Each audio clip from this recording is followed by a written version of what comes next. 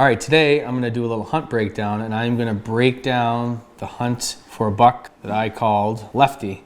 It was a hunt that happened last fall. It was a 7-year-old buck that I knew of for 4 years, that I hunted with a bow, I hunted out of a stand. I ultimately ended up tracking him down and killing him in the snow in his bed, and it was a really cool hunt. I'm gonna break down some of the details of that hunt. Every hunt is obviously different, every track is different, and I'm just gonna go through how that one went for me. If you wanna watch a video of the actual hunt, you can go do that, but I'm gonna talk a little bit more of the strategy and details that we can't show in the video, maybe just weren't super clear in the videos.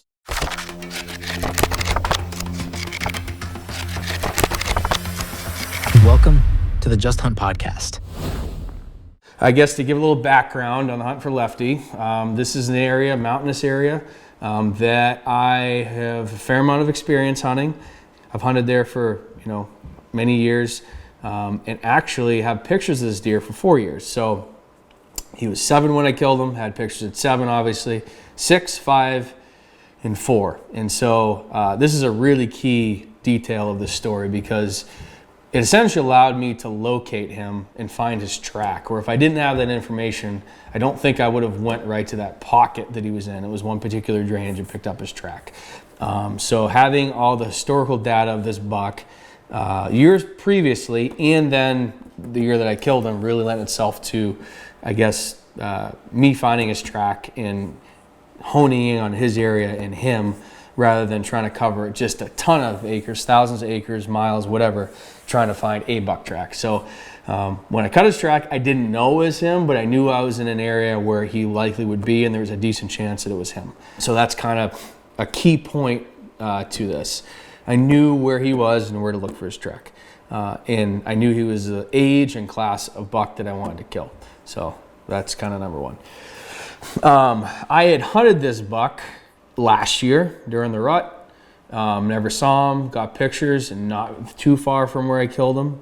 And he was a buck that showed up in this drainage, usually October and most of November. He wasn't there during the summer, wasn't there that much in September, but he kind of moved into this one drainage in the mountains that time of year. So when he moved in last year, and I'd had him in there the last 2 previous years, I'm like, he's in that zone, that's where I need to focus on. I had him there during bow season in October. I hunted him there early November, mid-November, and then ended up killing him. I'm trying to remember the date. I think it was like November 30th, right around there. So late November, right around the last few days of November. So once again, staying on him through the whole year and knowing that he was in there was just the number one key, I guess, to killing this deer. I think the last picture, though, that I did have of that deer was a week before I killed him. So it's not like I got a picture that day or the day before or within a couple days. He had went by a camera kind of at the top of the drainage. He was following a doe down in. So they were headed down in that drainage. And he was right on that doe. He actually went by that camera twice that day. So he was on that doe. And we went in after him or it wasn't that day. It was a day, the next day. It was a cell picture. And it was like, I got him in the morning, then I got him in the evening, going in right at last light, and then that next day, we went in to that drainage. There was no snow, it was super windy, and we did a bunch of still hunting and calling, but never ran into him. When I was in that drainage, though, I found a bunch of big fresh sign, probably left by him, I would assume, or at least some of it was left by him. So it kind of reaffirmed my notion that I need to be in this drainage. This is where I need to spend my time. So I had the pictures, had the historical data, and then I saw the sign in there. I was like, this is the place to be. And we're looking at basically 2 peaks or points on the mountain and the drain that ran up between them. So I guess I felt pretty confident that if we got fresh snow that I could probably cut his track, because I knew he was spending a ton of time in there. So we had snow in the forecast. Actually, we had snow in the forecast today. We went and still hunt for that deer, but it never came. It was rain, but when the rain cleared out, that's when we went in after him. It was super quiet, like I said, perfect still hunting conditions, windy, wet leaves, the whole 9, but just didn't run into them that day. And I think one of the other keys is I don't think in the mountains and the big woods it makes sense to chase cell camera pictures. In my state, it's illegal to hunt a deer the same day you get his picture on a cell camera. many states it's not, but I don't think going after the deer the day you got his picture makes a whole lot of sense. In some instances it could work, but chances are, unless he's just in a tight pocket with a hot doe, he's probably not right there anymore. He could be in the area, but he's probably not right there. So once again, I didn't have his picture for a week. That's not a super long period of time, but it is a period of time. But knowing that he had been there historically and he was there again, told me I still need to go into that area. Just because I haven't got his picture in a week doesn't mean he's not in that drainage. You know, you're covering such a small percentage of the landscape.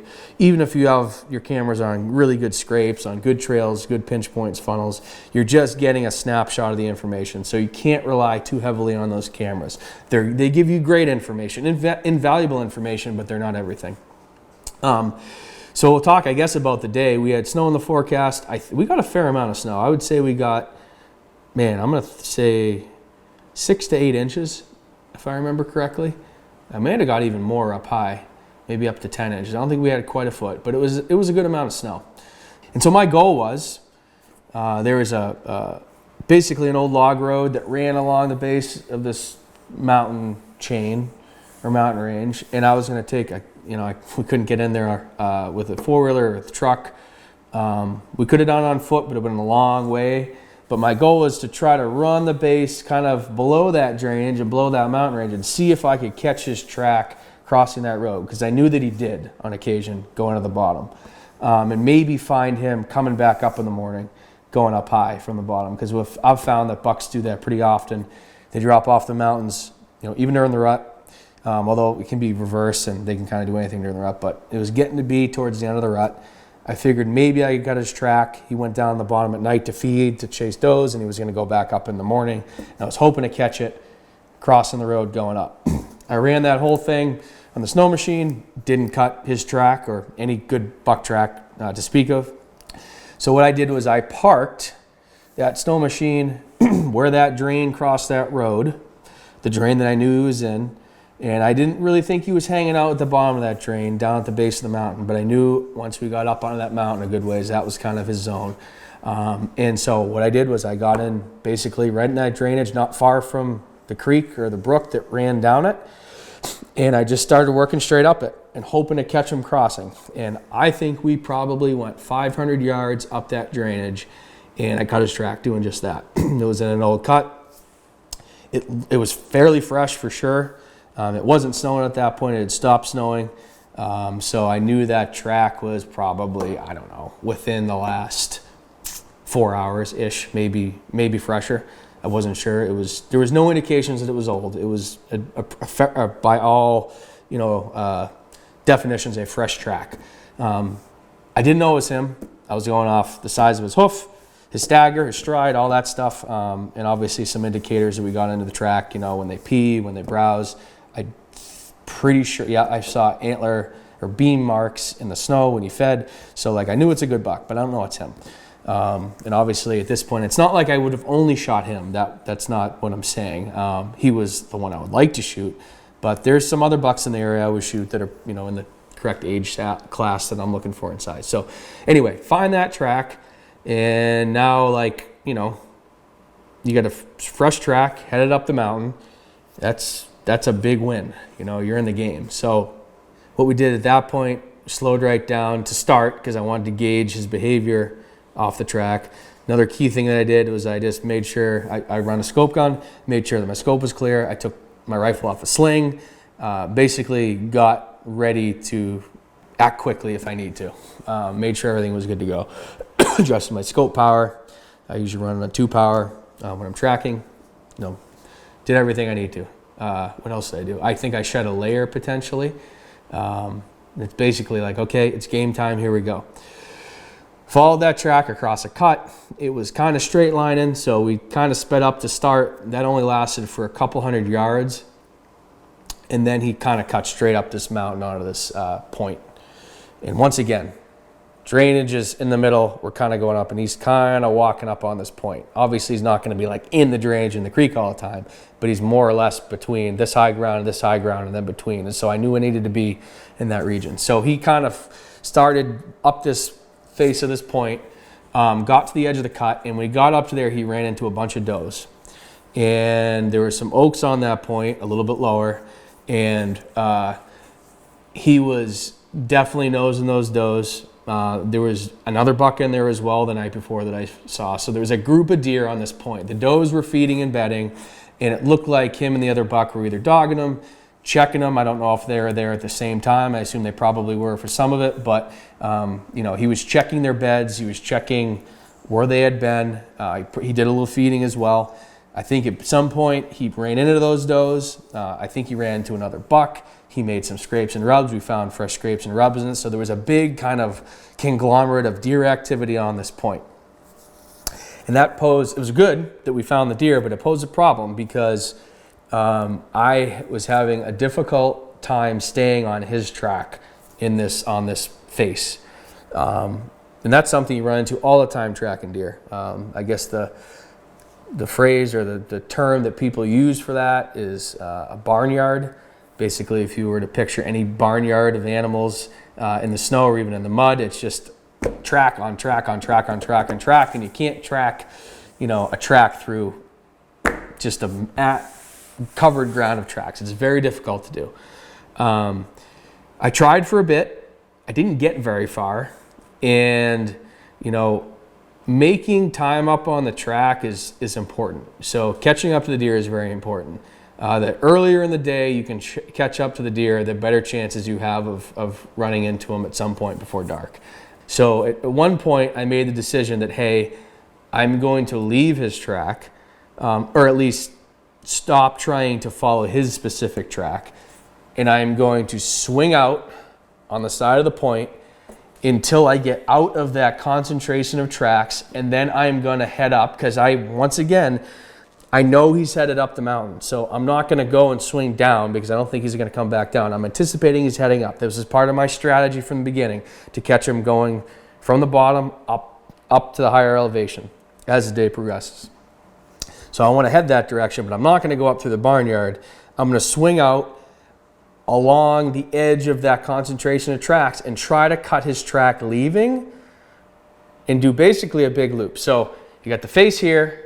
He's up in here, there's a barnyard here, and we are swinging around and maybe even up and above to try to find his track leaving. And I felt pretty confident that if I got his track leaving the barnyard on its own, I would be able to identify it. He had a decent sized hoof, not a giant hoof, but a good sized hoof, decent stagger, decent stride length.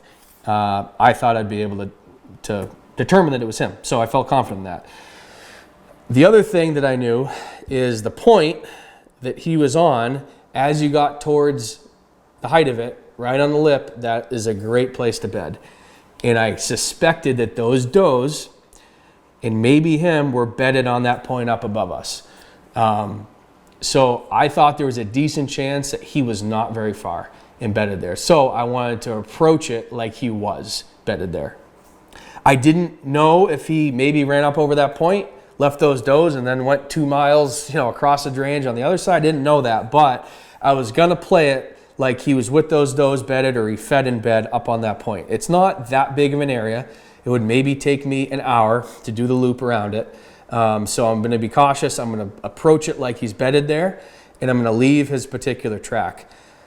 If I did the whole circle, got around, and he cut and went whatever, up onto the next peak, well, whatever. We'll just straight line, try to catch up on him and catch up with them and try to make up time. But I thought there was a strong possibility he was bedded on the point of this mountain. So, and above us. So we made this circle. We cut a younger buck's track leaving the barnyard as we started to get up on the top of the point. I did follow that track for a short distance to make sure it wasn't his. I didn't think it was his, but I wanted to make sure. The track was a little bit smaller. Once again, had the telltale signs of probably not a doe, but a younger buck. And then I found a spot, and it was only about maybe 100 yards off that route we were taking that I followed that track out. I saw a spot where that deer, that small buck, had stopped and fed. And I didn't see any significant antler marks in the snow. Like, there would have been antler marks in these couple feeding spots if he had a good rack on him. I didn't see it. Honestly, the track didn't really match either. I mean, it wasn't a tiny track, but it didn't look like his track. So kind of investigated that. Didn't take much time. I just ran out at about 100 yards, checked, and I said, no, that's not him. Let's go back and continue our loop around. So we got back to the original track, and we crept up over the top of that point. And now in my mind, if he's bedded there, he's either, once again, we went like this, he's either straight down below us or he's down on this side of the point. If not, I think he probably ran down into the drainage, he's in that drainage, or he's up on the other side. So basically, I'm gonna creep over the top until I've completed that circle, and either that means, and if I don't see him, he's either right there in the point bedded with the does, or he went back down, or better chance we're gonna cut his track leaving. So as we cut up over that point, we started to run into the barnyard again. There was a bunch of tracks. And so I tried to keep them on the down mountain, we'll call it, downhill side of me as I crept. And when it came up over the top and kind of on the other side of the point, just as we crested and started to go down, that's when all of a sudden I saw brown in the hardwoods. And, you know, immediately my brain or my mind was like, that's not a log, it's not a rock, that's a deer. So I froze. And then as I'm pulling the rifle up, I see antler and get him in the scope, pretty good antler. And now I know, I actually didn't know it was him at that point yet. I just knew it was a good buck and one I was gonna shoot. So anyway, took my time. He was looking down the mountain, which makes sense because if someone was on his back track, coming up this ridge, so say he's like right here on this ridge, this point, if someone is on his track coming up, he's going to be bedded looking down watching, and he was. But because I made that circle up around, I came over the top side of him where he really wasn't expecting danger to come from. The snow was super quiet. It was just a perfect day, and I mean, I shot him at I think 35 yards in his bed, and he went right down. It was awesome. When we got up to him, he did in fact feed up that point, and we could see his track coming up, feeding, and then bedding down. So we really kind of played it perfectly. It's not going to work like that every time. I do believe that if we had stayed in that barnyard and tried to come up straight from below him, he would have seen us. He was bedded in a great spot to watch his back track and to watch anything coming up the mountain. You make so many different decisions during a hunt, and they're not all going to be right. It just so happens that on that day, we made all the right decisions and we killed the buck. If we had made one different decision, it may not have worked. At one point, we were less than 200 yards below that buck on the point before we circled back out. So if we had went another 50, 100 yards, decent chance that buck would have seen us down below and it would have been over, or at least over for that part of the day. We probably would have found his track, his running track leaving, and got on him, and who knows if we would have been able to run him down by the end of the day, get a shot at him, whatever. But, in that scenario, we made all the right decisions, and, it paid off. It doesn't always work like that. I think we learned a lot on the track, but basically that was having that plan and trying to assess the situation and knowing what these deer do in this area, where they bed, where they feed, the dynamic of the herd, and where that buck liked to hang out, all contributed to killing that deer.